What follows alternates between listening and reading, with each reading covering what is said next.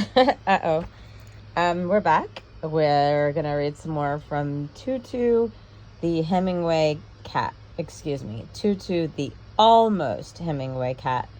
A Key West storybook. We're home. We're not in Key West anymore, but we thought we would carry on with our tale just like that. After going to the Hemingway house and being so inspired.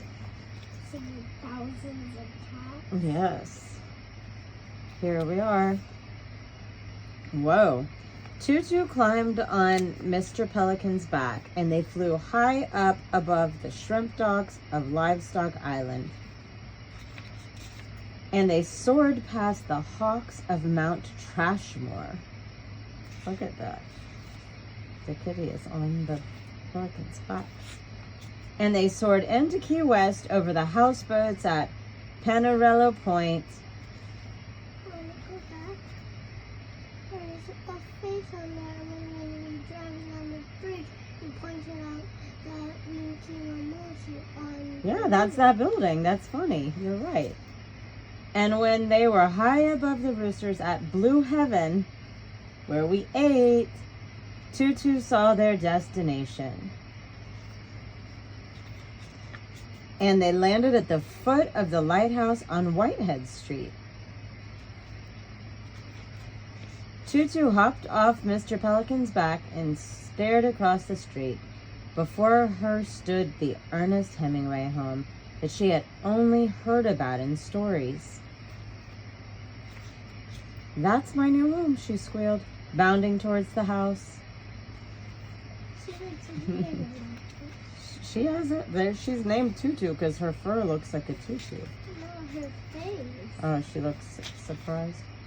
Mr. Pelican laughed and flew away. "They'll never let you be a Hemingway cat," he called out. Tutu ran beside the long brick wall and then strutted right through the front gate. A group of cats was gathered around the big water fountain. Tutu approached them and said, "My name is Tutu. I'm here to be a Hemingway cat." And the Hemingway cats laughed and laughed and laughed. It's not very nice. "You can't be a Hemingway cat," said a handsome tuxedo tabby. "Just look how small your paws are." Another made fun of the big ring of fur around Tutu's waist. But all of the cats fell respectfully silent when Eight-Toe Alice appeared. Oh. Eight-Toe Alice looked Tutu up and down and said, "It takes more than good looks to be a Hemingway cat, young kitten. You can't just decide to be one. You have to be born this way." The other Hemingway cats purred and put their noses up in the air. "The very first Hemingway cat was my great-great-great-great-great-grandmother, Snow White," Eight-Toe Alice explained. "She was the daughter of Snowball, a good-luck cat owned by Captain Stanley Dexter." "What is a good-luck cat?" Tutu asked. Eight-Toe Alice held her giant paw in the air to show off each of the 8 toes on it. "A good-luck cat is a cat that has 6 toes or more on their front paws," she explained. "We bring good luck to sea captains, so for years we have traveled with them on their ships." Ernest Hemingway was fascinated with good-luck cats and wanted one of his own, and that is how Snow White came to live here. And now every cat here is descended from her. So no matter how hard you try, kid, you will never be a Hemingway cat. The other Hemingway cats laughed and laughed and laughed. Tutu looked down and counted her toes. 1, 2, 3, 4, 5. Maybe I'm not a Hemingway cat, she thought.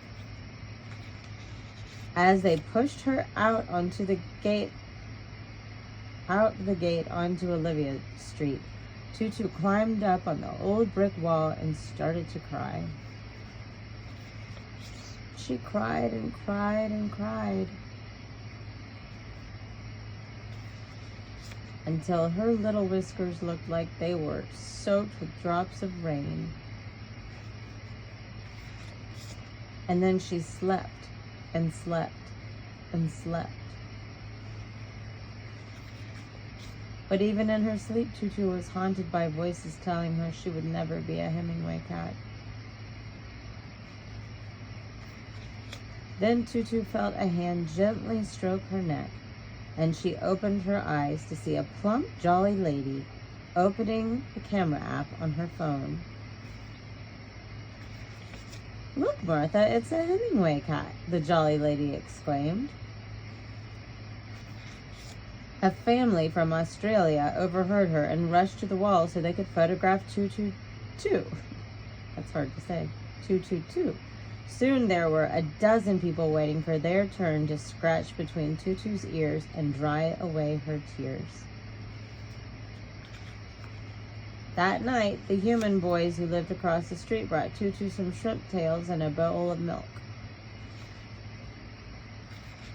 The next morning, she awoke to a tray of kitty croissants from the bakery around the bend. When she finished eating, Tutu climbed up on the wall of the Hemingway home and spent the entire day lazing in the sun as the tourists pointed to her and said she was the prettiest Hemingway cat they had ever seen. At first, the other Hemingway cats were jealous, but Tutu never said a mean word to them. Pretty soon, they all became friends.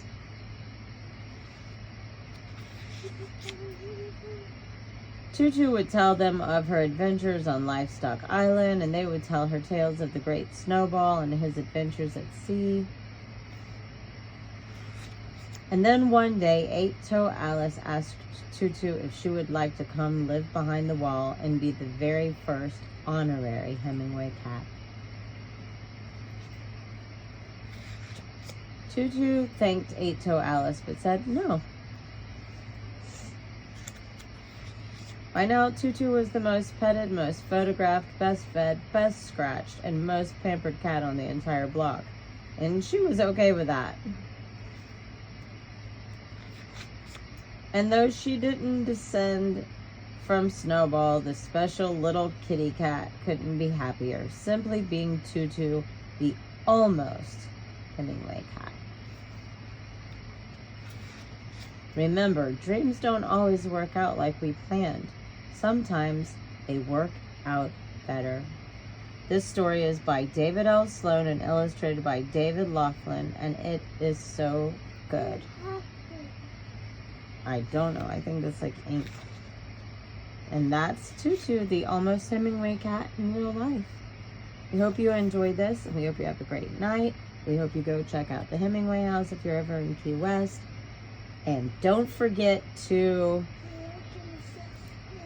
Sweet dreams.